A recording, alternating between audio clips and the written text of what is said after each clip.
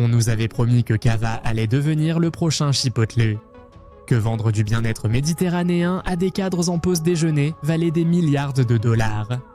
Les marchés ont suivi, les investisseurs ont cru et tout le monde s'est convaincu que le bol à 18 € était devenu la nouvelle norme de l'alimentation moderne.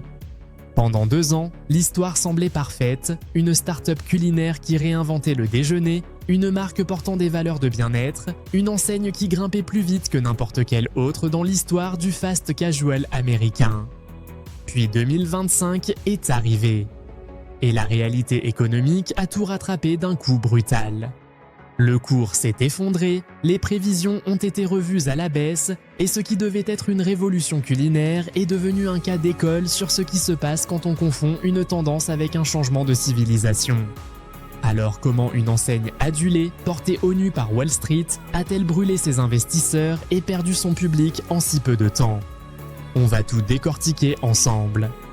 Cava ne vient pas d'un fonds de capital risque, ni d'un incubateur de la Silicon Valley, ni d'un boardroom de Manhattan.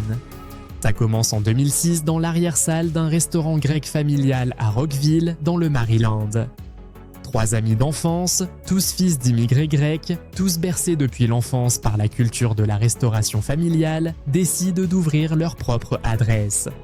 Le restaurant fonctionne bien, mais le vrai déclic arrive quand ils réalisent que leurs clients sont littéralement obsédés par leur préparation maison.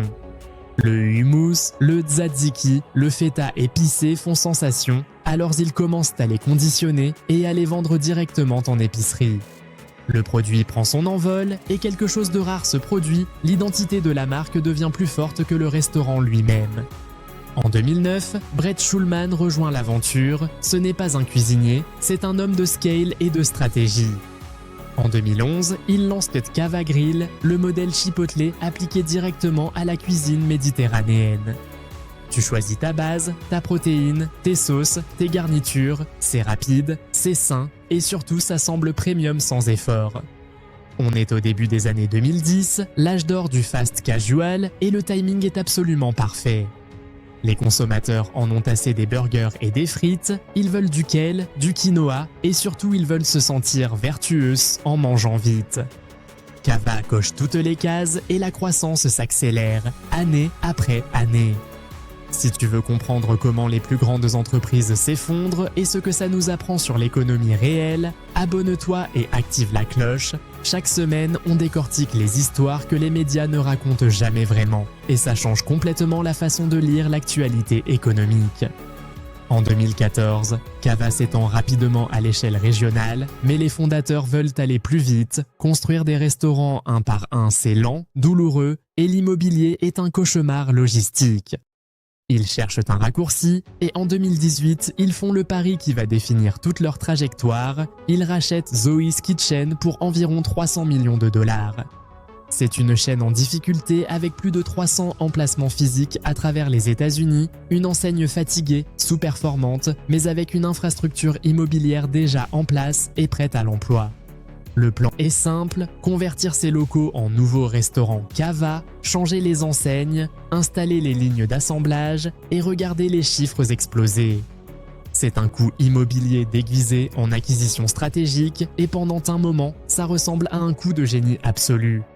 Les unités économiques s'envolent, les ventes au comptoir grimpent et la marque gagne en visibilité dans des villes où elle n'existait pas encore. Ils ne vendent plus seulement de la nourriture, ils vendent un mode de vie et le marché est plus que prêt à l'acheter. Juin 2023, le marché des introductions en bourse est tâtonne, la tech souffre, les investisseurs retiennent leur souffle et puis Cava arrive à Wall Street. L'accueil est totalement délirant, l'action est proposée à 22 $, elle ouvre à 42, elle clôture à 43,68 $ en fin de journée. En une seule séance de cotation, la valorisation atteint presque 5 milliards de dollars. Pour une chaîne qui n'a jamais dégagé une année complète de bénéfices nets.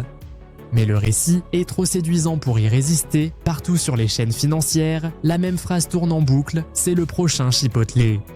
Cava joue le jeu à la perfection, on parle d'engagement digital, de technologie propriétaire, de programmes de fidélité innovants. Ils ne vous nourrissent pas seulement, ils vous connectent à un mouvement culturel. À travers 2023 et début 2024, la croissance des ventes à périmètre comparable dépasse les 2 chiffres chaque trimestre, les nouvelles ouvertures s'enchaînent à un rythme effréné. En août 2024, l'action monte à 125 $ par action, puis à plus de 150 en décembre, porté par le lancement d'un steak grillé que les clients s'arrachent littéralement. Les fondateurs sont millionnaires plusieurs fois, les premiers investisseurs trinquent au champagne, et tout le monde croit que la fête va durer indéfiniment. Sous le grill, pourtant, les braises commencent à refroidir. Le problème fondamental est que les investisseurs payaient une valorisation qui supposait une conquête totale du marché américain sans jamais trébucher, sans jamais ralentir, sans jamais faire face à la réalité. Ils assumaient que le consommateur américain avait un désir et un portefeuille infini pour des bols premium à 18 €. Mais l'inflation rongeait les ménages depuis des années et fin 2024, les premières fissures apparaissent dans tout le secteur de la restauration. Chipotle est touché, Sweetgreen peine à justifier ses prix élevés et les autres enseignes du secteur réagissent rapidement. Elles lancent des menus à petit prix, des offres spéciales, des deals agressifs pour maintenir le flux de clients. Cava, lui, refuse de discounter. Schulman est formel, pas question de brader la marque pour des promotions à court terme, il tient la ligne avec une conviction absolue. C'est le genre d'arrogance qu'on s'autorise quand le cours de bourse monte en flèche depuis 18 mois sans interruption. Ils se croient immunisés contre la pression économique qui brûle tout le monde autour d'eux, leurs clients sont suffisamment aisés, ils n'ont pas de soucis à se faire. Jusqu'à ce que la réalité frappe à la porte. Début 2025, un concept émerge dans toutes les analyses économiques sérieuses, on l'appelle l'économie en K. D'un côté, les ménages aisés continuent de vivre normalement, ils achètent, voyagent et mangent chez Cava sans hésiter. De l'autre, les jeunes actifs, les étudiants, les employés en bas de grille, ils sont à sec et la pression financière ne cesse d'augmenter mois après mois. Et quand on est à sec, on ne claque pas 20 € pour un bol de lentilles et poulet grillé, aussi bien présenté soit-il. Schulman commence à utiliser une expression qui aurait dû alarmer tout investisseur rationnel, le brouillard macroéconomique. Autrement dit, les clients ne viennent plus et on ne sait pas quand ils reviendront. Cava s'est toujours présenté comme une marque inclusive, la nourriture saine pour tout le monde, mais à 18 € le bol, c'est une gentrification du déjeuner. Le décalage entre le discours d'inclusivité et la réalité des prix commence à peser lourdement dans l'opinion de la clientèle cible. Et comme si ça ne suffisait pas, les droits de douane deviennent un sujet brûlant dans un contexte de tension commerciale mondiale croissante. Une supply chain dépendante d'ingrédients méditerranéens importés, l'huile d'olive, les pois chiches, les épices, devient extrêmement vulnérable en pleine guerre commerciale mondiale. L'entreprise commence à stocker du matériel en entrepôt, du cash immobilisé dans des hangars, pendant que les files d'attente dans les restaurants se réduisent. Le simple business de vendre du houmous est devenu un cauchemar logistique et financier. Le 13 août 2025, le plancher s'effondre. La veille, Cava publie ses résultats du deuxième trimestre 2025, les chiffres en surface semblent corrects, mais les prévisions sont une catastrophe. Pour la première fois depuis leur introduction en bourse, ils révisent leur objectif de croissance annuelle à la baisse, manquant les attentes des analystes de presque 9 millions de dollars. Wall Street déteste les révisions à la baisse, c'est le signal que la direction a perdu le contrôle de la trajectoire de la société. Le lendemain matin, à l'ouverture des marchés, l'action plonge de 23% en une seule séance, la plus forte chute de toute l'histoire du titre depuis l'IPO. Et ce, après avoir déjà cédé 35% au cours des 3 mois précédents, alors que l'ensemble du secteur ne reculait que de 10% en moyenne. Ce n'est plus du brouillard, la cause est parfaitement claire. Les 25-35 ans, la génération qui a inventé et popularisé la culture du bol, n'ont plus les moyens de s'offrir Cava. Ils descendent en gamme, supermarché, fast-food avec menus value à 5 €, tout sauf un restaurant qui refuse catégoriquement de faire le moindre effort sur les prix. Ce refus de discounter qui ressemblait à de la vision stratégique en 2024 ressemble désormais à de l'entêtement stratégique fatal. Les analystes se retournent et commencent à parler de secteur fast casual surchauffé, et la comparaison avec Chipotle ressemble moins à une promesse qu'à une malédiction. Après le désastre d'août, on aurait pu s'attendre à un pivot rapide, une option moins chère au menu, une pause dans l'expansion agressive. Mais Cava continue de construire de nouveaux restaurants, continue de refuser toute promotion, continue d'appliquer la stratégie du SI on construit, ils viendront. Sauf qu'ils ne venaient plus. En novembre, nouvelle révision à la baisse des prévisions, nouvelle chute du titre en bourse, jusqu'à 10% en séance après la clôture.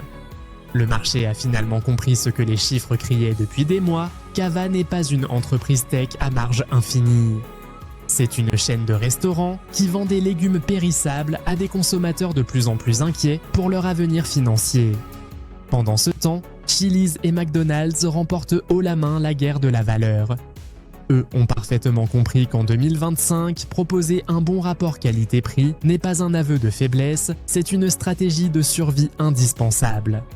La direction de Cava a raté ce tournant décisif et a traité son pouvoir de fixation des prix comme un actif permanent alors que c'était un privilège temporaire accordé par une économie dopée au stimulus.